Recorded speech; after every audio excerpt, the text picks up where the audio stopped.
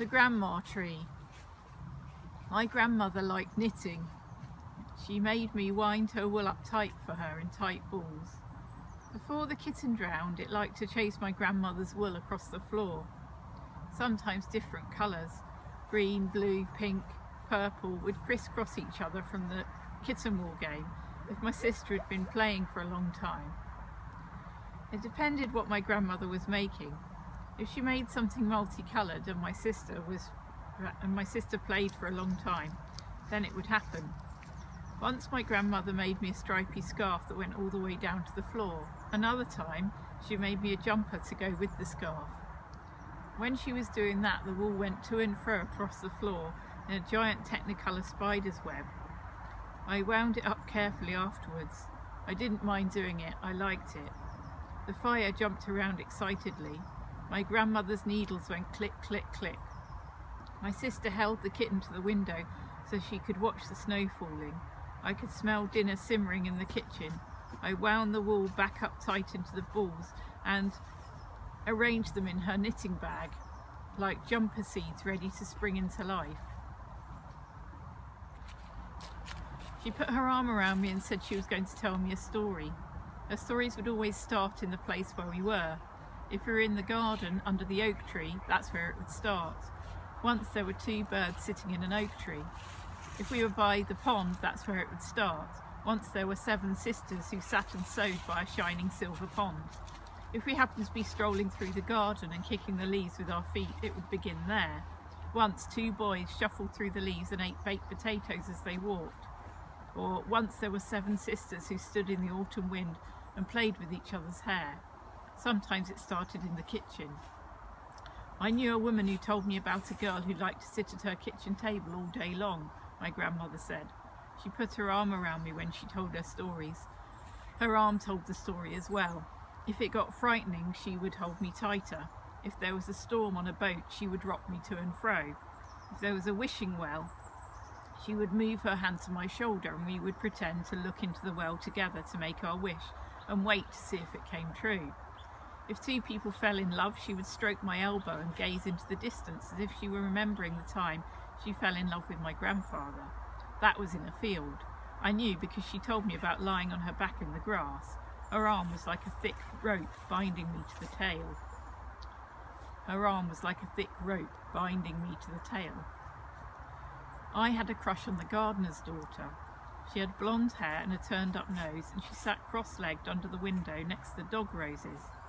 I leant against the oak tree, sewing beads into my purse, and I watched her. I liked her blue eyes. They shone whenever she looked at me. She gave me an earthy feeling, or rather a turned-up earth feeling, like someone was digging there, turning me over. I sat down next to her and crossed my legs too. She looked at me solemnly and didn't say anything at first. She just dug around in the earth with a stick. "See the oak tree?" "Yes," I said. "I bet I can hang from that branch by my knees with no hands." "Okay then," I said. She checked to make sure her father wasn't looking, ran over to it, climbed quickly and hung from the strongest branch upside down, her hair falling towards the ground, her arms dangling, a t-shirt falling over her face. I watched. After a while she righted herself and ran back over. "Does it hurt?" I said. "A bit," she said and shrugged. After that we gazed up into the branches together and they crisscrossed over our heads. Then I heard my middle sister coming, and for some reason I didn't want her to know we were there, so I pulled my new friend behind the tree trunk. No one could see us anyway. The branches hung down towards the earth like a skirt. The gardener's daughter giggled as we watched my middle sister's feet go past. I suddenly felt happy being next to her and next to the trunk of the oak. All summer we lay under the branches of the old oak together and looked up at the criss-cross roof above us. One day we were lying on our backs and it was cold. She gave me her jumper and I draped it over both of us so it was like we were in bed together. I thought it was funny. "What?" she said. "Nothing," I said. I was embarrassed. "I'm going away," she said suddenly. I sat up so I was leaning on my elbows. "Why?" I said. "For gardening school. My dad's sending me." "How far away?" I said. "I don't know, a long way." She dug in her pocket like she was digging in the earth and pulled out a silver sphere on a long chain. She held my hand and pressed it into my palm. "What is it?" "Open it," she said. I did as she told me. I lifted the lid and watched as a needle bobbed over a curling N for north. A compass. To show you the way, she said. I cried when she left. It felt not like a friend leaving, but like I'd lost my arm or my tongue or my foot. I had the same phantom sense that the lost thing was still there, haunting me.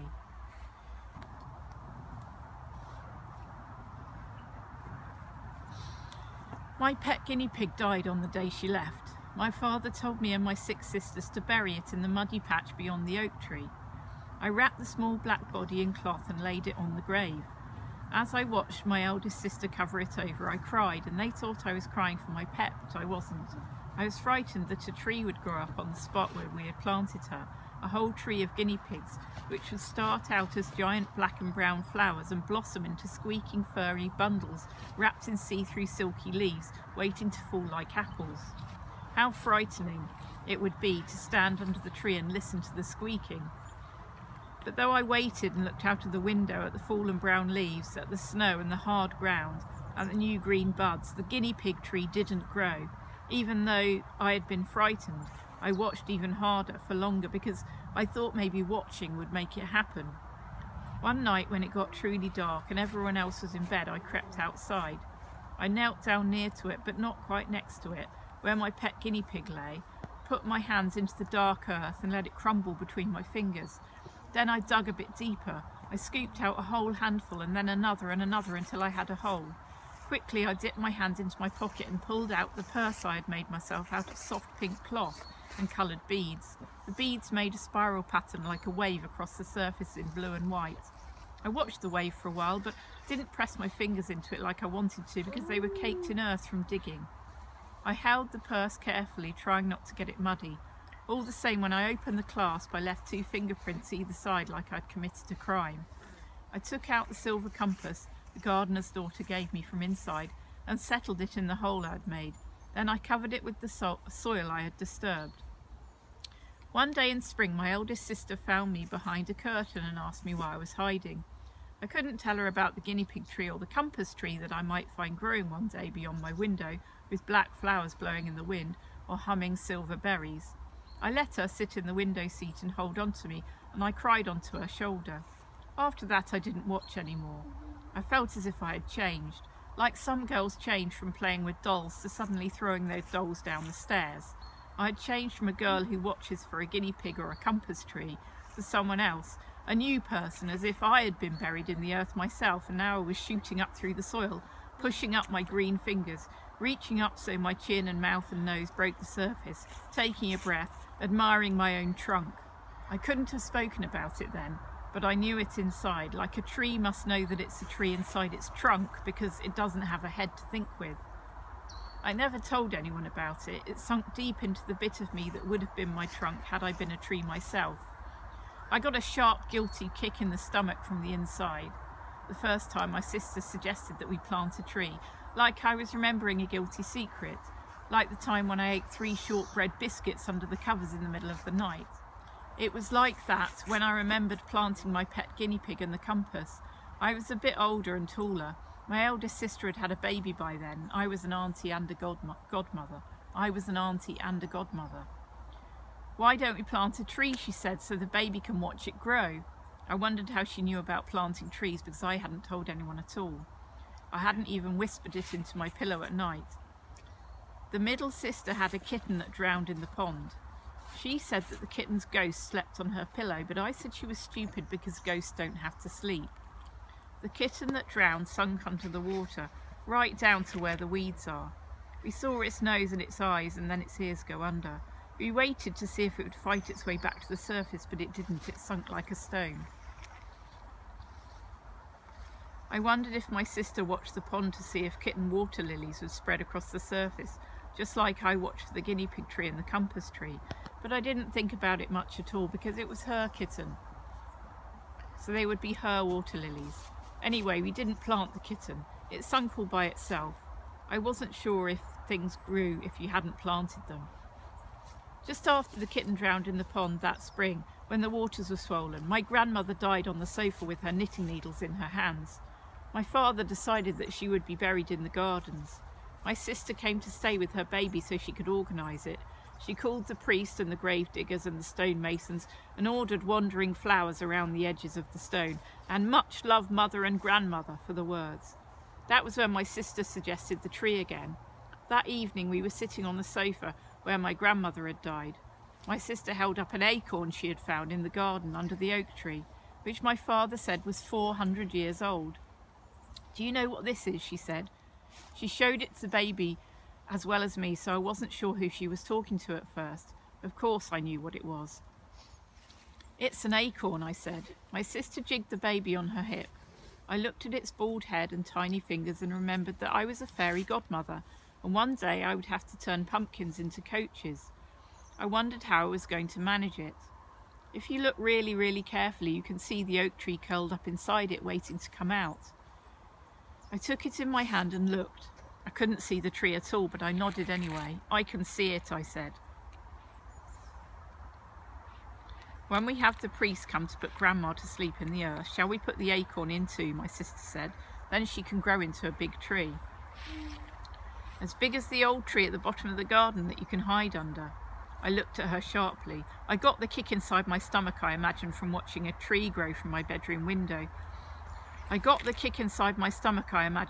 a tree grow from inside my bedroom window. In the spring, big white flowers would grow, with them multicoloured balls of wool for berries around them. Then in the summer, the flowers would turn into grandmas, wrapped in cotton, ready to fall.